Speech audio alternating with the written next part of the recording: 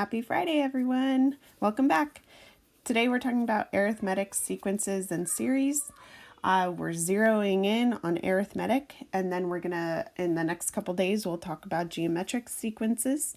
For today, arithmetic is just arithmetic, and arithmetic is just addition and subtraction, right? So you have a sequence of numbers that's formed by addition and subtraction. That's what an arithmetic sequence is. The formal definition is, in an arithmetic sequence, let me enlarge that for a little. The difference of the consecutive terms, so each one right after another, is called the common difference. It's what you're adding or subtracting to get the next number. That's what your common difference is. For example, the arithmetic sequence of 1, 4, 7, 10, look for the pattern. What's the pattern? How do you go from 1 to 4, and then from 4 to 7, and then 7 to 10? And you'll say, well, you're just adding 3 each time. So because it's adding, it's arithmetic. If you were to say multiply by 3, that's a different sequence. That's geometric, which we'll zero in next week. Look at our example. We've got 3, 6, 9, 12, 15. There's a few things that we can talk about in this sequence. We have our first term is what we call a sub 1. Our second term we call a sub 2. Our third term we call a sub 3. And a sub 4 is our fourth term.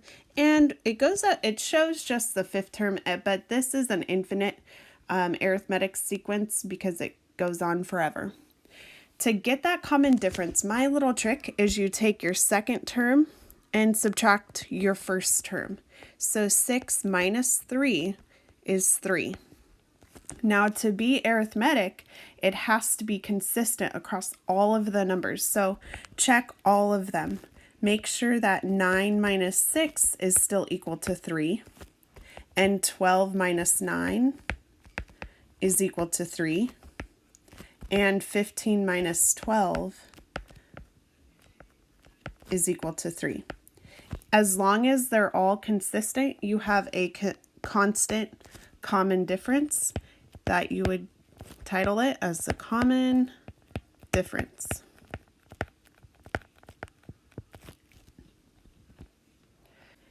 In our next example, we're going to decide whether or not this sequence is actually arithmetic or just some other sequence. You're going to try to see if the common difference is consistent across all the numbers. So take your 5, let me see what color, 5 minus 1, and that'll give you a 4. So we need that consistent change. Whoops. And when you go 10 minus 5, you do a double check, and you're like 5. Well, that's not a constant difference.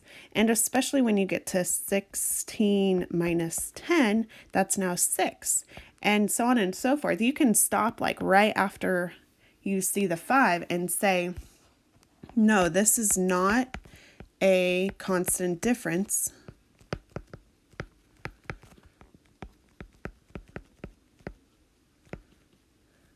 Therefore, it's not arithmetic.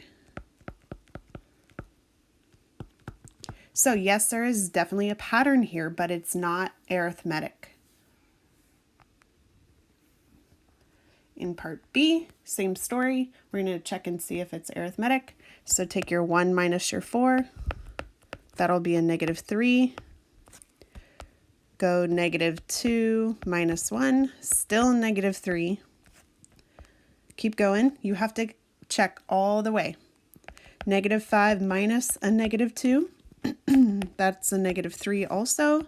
And our last one, negative 8 minus a negative 5, gives you negative 3 as well. So now we can call that our common difference. Oh, shoot.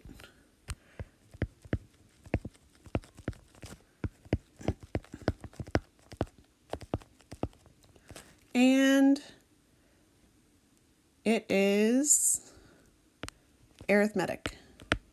So sequence is arithmetic. All right, Now we can write the rules of an arithmetic sequence. They're linear. All right, so it's going to look like y equals mx plus b. And our a sub n, here's your little formula that you need to know for arithmetic sequence. You've got the nth term of an arithmetic sequence. You've got the first term is called a sub 1, which we know, and our common difference we're going to call the variable d. So we're going to use this little formula for our nth term. Oops. Okay. A sub n is equal to your first term plus n, which is your term number, minus 1, multiplied by your common difference. I'll show you how to use it. We've got write a rule for the nth term of each sequence, then find a sub 15. So really we're looking for our 15th term. All right, so our rule is a sub n is equal to a sub 1 plus n minus 1 multiplied by your common difference. So we don't know our common difference. We can find our first term. We know that is 7. So call that a sub 1. And let's find our common difference. Go 10 minus 7. That's 3. And just do a double check. Make sure they're all 3. 3, 16 minus 13 is also 3. So this guy is your common difference.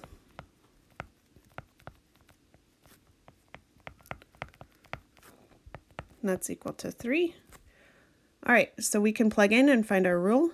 So a sub n, our nth term, is equal to our first term of 7 plus, we're going to leave n.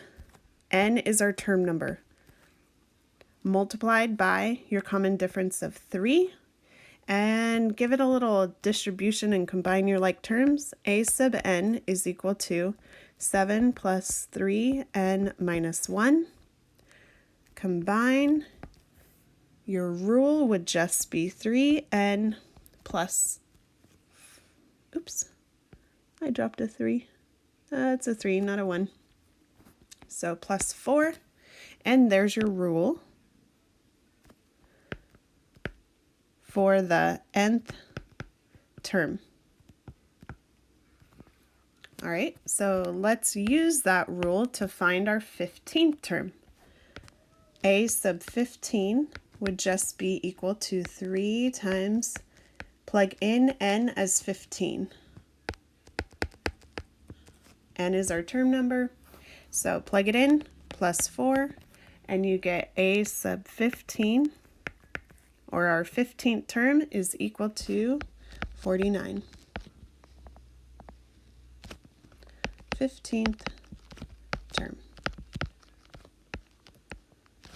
All right, one more example. We're going to write the rule of this one, so I'll write my a sub n is equal to a sub 1 plus n minus 1 multiplied by your common difference. We need to find our d and our first term. I see my first term is 15. My common difference, 8 minus 15, is equal to negative 7. So that's my d value. And just do a double check. All of those differences are all still negative 7. And then we're going to plug it in. A sub n is equal to our first term of 15 plus n minus 1 multiplied by our common difference of negative 7. And just be careful when you distribute that one, because the negative sign, it's not minus, it's multiplying. 15, okay, minus 7n plus 7. Combine your like terms. A sub n is equal to negative 7n plus 22. Here's our rule for our nth term. And to find our 15th term, just plug in 15 for n. You get negative 7 times 15 plus 22. So a sub 15, which is our 15th term, is equal to negative 83. All right. Well, that's a wrap. I hope you guys have a great weekend, and we'll see you soon.